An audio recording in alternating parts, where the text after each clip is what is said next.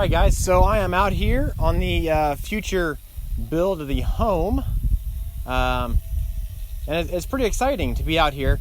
I am out here today doing a little bit of testing, some more looking around the property, and not necessarily testing, but I am going to be doing some water testing here soon.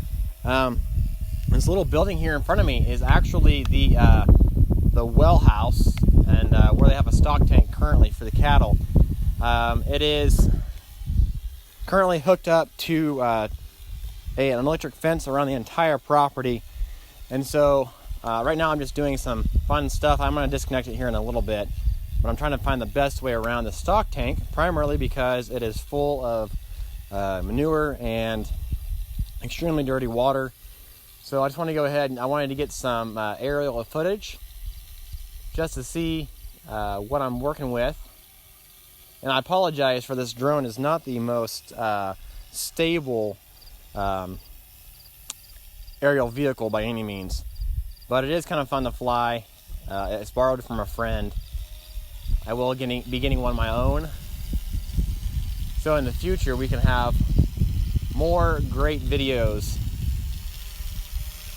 through the entire process of this land development and house build. So right now, just doing a little bit of a swoop around the area. It's very cool. I have 160 acres, and right now we're just on about 2. Let me swoop around here.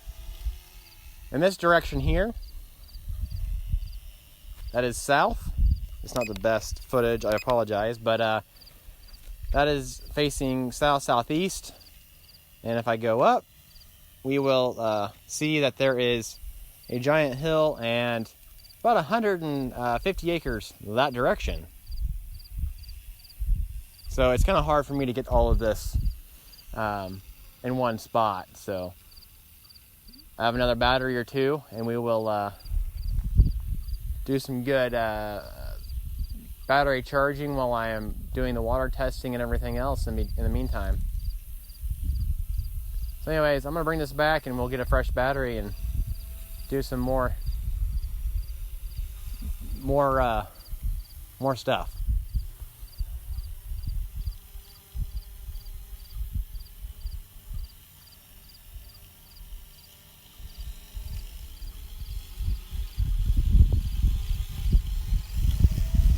All right, send her home.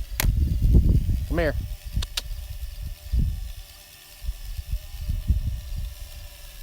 All right, guys, so what I have here is a water testing kit that I got through the local Kansas State University extension office. Now, Kansas State is a large agricultural school, and you know it's just right to for the school to have this kind of stuff in their possession. So anyways, this is a water testing kit that I will be sending off here after I get this done to a laboratory in Nebraska. These water tests have to be done and tested within about 36 hours, primarily because of the bacteria growth. And what we're looking for are 3 different things. And I've got 3 different bottles here, and I've got one that is a coliform bacteria only test, one that tests all tests except nitrate and bacteria, and then another one that says pre-preserved sulfuric acid. So anyways, drinking water sample, and a drinking water sample. So basically what I have to do is just run the well for about 30 seconds or so. Now, here's the fun thing we gotta watch. This well, from what I'm told, has a 20 gallon per minute pump. Now 20 gallons per minute is phenomenal because, well, I'm going to be putting about a 2,000 gallon water tank up here, or at least a cistern type situation within this vicinity. The one thing I have to pay attention to is any ground contaminants and that kind of stuff prior to that. But 20 gallons per minute could fill that 2,000 gallon water tank or cistern pretty quickly. So anyways, 20 gallons a minute, watch how much this puts out.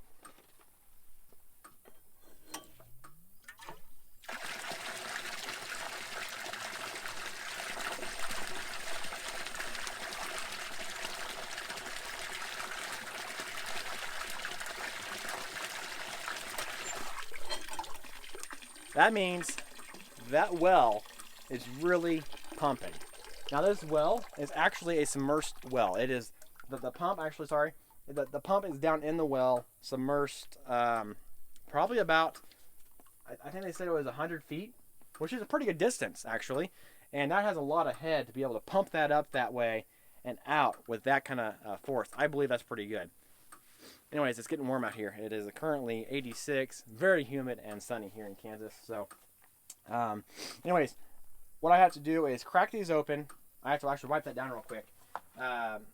Crack these open, not touch the threads inside of the cap or anything, and then fill the bottles from the water running.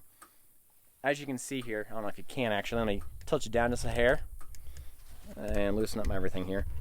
This is into a stock tank currently. Stock tank's full of algae. Not unheard of. It's open water source that is not constantly flowing. Cattle are in it. They've got dirty mouths, dirt and everything else. So I would assume that sludge in there is pretty thick. Now I'm not a good guesser on how big this tank is, but I would say it's probably a good 500 or 600 gallon stock tank. It's about 8 foot in diameter and 2 foot deep. So anyways, I have to wipe around here as requested and told, which is, it's pretty reasonable to do so. And then they said on the inside also, I can just do that here.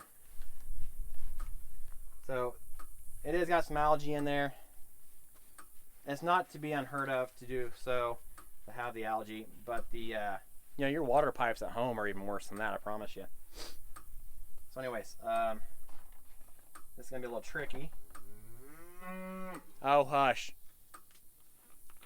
So anyways, this already has chemical in it, so it can blend and go that way and make the test they need to do. So let's go.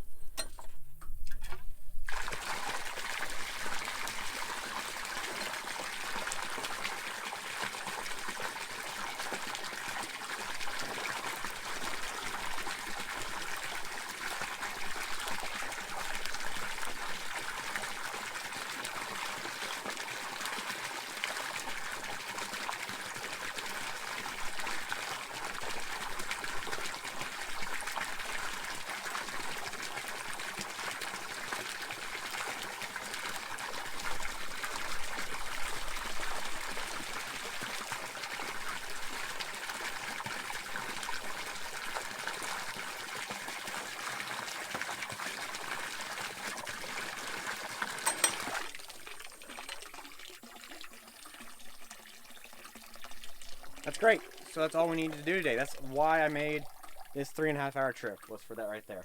And to get some footage for you guys. So anyways, I just noticed this here. Little vacuum valve for the water to seep back down.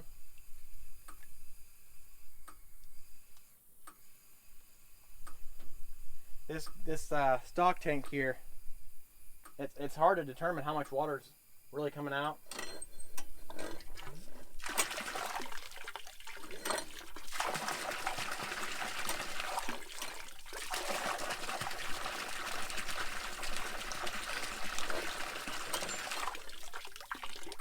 But at 20 gallons per minute, once I get my water reservoir, my 2,000 plus gallon tank, and my watering system for the gardens and so on, once I get that stuff set up, this is gonna have to be fixed up, probably put an enclosed well house on this, but I think it is going to feed the gardens and the trees and everything I'm gonna be planting around the homes very, very well. So anyways, I'm gonna go get this stuff packed up and shipped up, and I'll get back to you.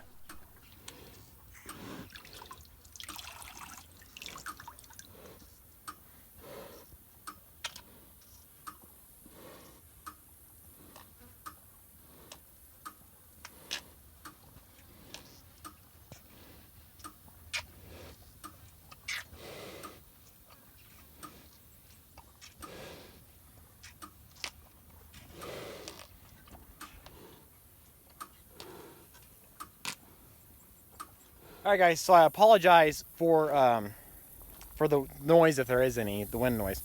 I don't have my microphone. It's back of the Jeep at the top of the hill here. I am at the gate waiting for a contractor to show up and grab my phone and nothing else. But anyways, good time to go ahead and make more video. So one of the things I was talking about in my earlier videos was buying a tractor. There's a good reason for it. I've got a lot of grass to cut to begin with, but I've also got a lot of dirt work to do.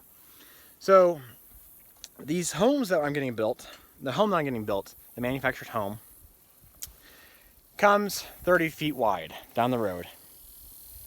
When it comes 30 feet wide, I mean every bit of 30 feet wide. That's the most I can do is 30 feet wide and 4-foot overhangs with the eaves. So you have your eaves of your home. So 32 feet, or 34 feet total up high, 30 feet in the bottom. What do we have here?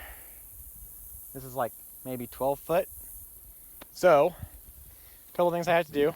On top of pulling the poles out, taking the fence down, I have to either pull these gate posts out or cut them off. Now I'd rather pull them out than cutting them off and reset them than I would to, I'd rather pull them out and reset them than to cut them off and have to get new ones. They're nice gate posts, but you know what? Steel gate posts do a lot more damage to vehicles trying to get through, and that's what I want to have through here. And I'm also going to widen this out anyways, and so with widening that, I'm going to have to dig this out, put a new whistle in, and bring in gravel and gravel the rest of this. The reason why I want to do gravel instead of this dirt, well, this morning I came out here. I was going to bring the car for fuel efficiency. I'm glad I didn't, because you see these ruts. I got up in it and I made more ruts. It's a wet, nasty mess out here.